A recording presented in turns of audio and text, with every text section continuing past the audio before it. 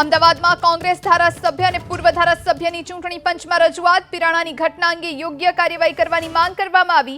ઇમરાન ખેડાવાલા, ગ્યાસુદ્દીન શેખ, જાવેદ પીરઝાદાએ રજૂઆત કરી છે। તો અમદાવાદમાં કોંગ્રેસ ધારાસભ્ય અને પૂર્વ ધારાસભ્યએ ચૂંટણી પંચમાં રજૂઆત કરી છે।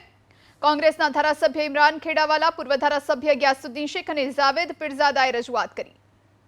આજે સૌથી પહેલાં તો અમે રાજ્યના ડીજીપી શ્રી વિકાસ સાહેબને મળ્યા। અમે જે ત્યાં રજૂઆત કરી એના પ્રત્યુત્તરમાં ડીજીપી સાહેબે અમને માહિતી આપી કે અમે એફઆઈઆર રજીસ્ટર કરી છે અને 2 લોકોની ધરપકડ કરી છે, એકની ધરપકડ કરવાની બાકી છે। ત્યારે અમે એમનો આભાર વ્યક્ત કરતા અમે એવું વાત એમની સમક્ષ મૂકી છે કે જે ગુજરાતના મુસ્લિમ સમાજની એક જ માંગણી છે કે જે કબ્રો, જે મઝાર શહીદ કરવામાં આવ્યા છે એને પુનઃસ્થાપિત કરવામાં આવે। આ મુદ્દો હિન્દુ મુસ્લિમનો નથી। આ 2 ટ્રસ્ટીઓ, જેમની અંદર 4 હિન્દુ ભાઈઓ ટ્રસ્ટી છે, 3 મુસ્લિમ ભાઈઓ ટ્રસ્ટી છે અને સંયુક્ત રીતે એનું વર્ષોથી, હું માનું છું કે દાયકાઓથી તેનું સંચાલન કરે છે અને એમની વચ્ચે મૂળ સ્થિતિ ના બદલવા બાબતે વિવાદ પણ ચાલતો હતો અને એ મેટર નામદાર હાઈકોર્ટમાં અત્યારે પેન્ડિંગ છે। એવા સમયે ચૂંટણીની રાતે અચાનક 14 મઝારને શહીદ કરી દેવા, હું માનું છું કે આ ઘટના નિંદનીય છે।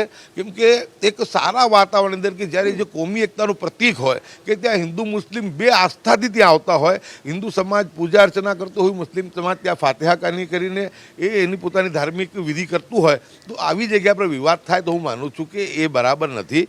અને અમે તો કાલે જ્યારે સમગ્ર ગુજરાતમાં આ બાબતે સોશિયલ મીડિયા પર વાત સામે આવી ત્યારે અમે 3 લોકોએ ગુજરાતના લોકોને પણ અપીલ કરી કે આપણે પ્રશાસન પર ભરોસો રાખવો જોઈએ। કાયદો આપણા હાથમાં લેવાની જરૂર નથી અને એનો સંપૂર્ણ વિશ્વાસ છે કે રૂલ ઓફ લો છે દેશની અંદર અને કાયદા દ્વારા પ્રસ્થાપિત જે કંઈ નિયમો છે એની આધીન આગળની કાર્યવાહી કરવામાં આવશે।